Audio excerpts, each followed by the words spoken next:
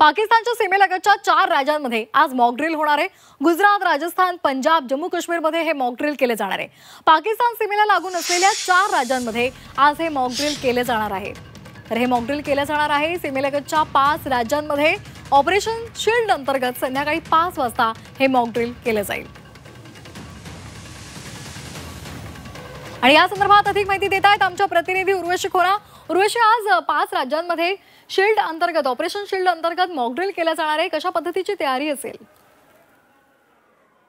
आज संध्याकाळी 5 वाजता जी आहे ही ऑपरेशन शील्ड अंतर्गत जी संरक्षण नागरिक संरक्षण साठी ही मॉक ड्रिल करण्यात आली आहे।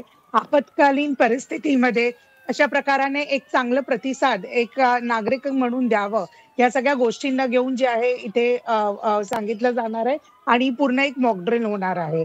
आपण बघितलं तर जे पाकिस्तान जवळ जे पण राज्य आणि भाग आहे जे खूप सेन्सिटिव्ह आहेत, संवेदनशील आहेत, तिथे ही मॉक ड्रिल करण्यात येणार आहे। म्हणजेच जम्मू काश्मीर, पंजाब, चंदीगड, गुजरात, राजस्थान आणि हरियाणा या 5 राज्यांमध्ये जी आहे ही मॉक ड्रिल करण्यात येणार आहे।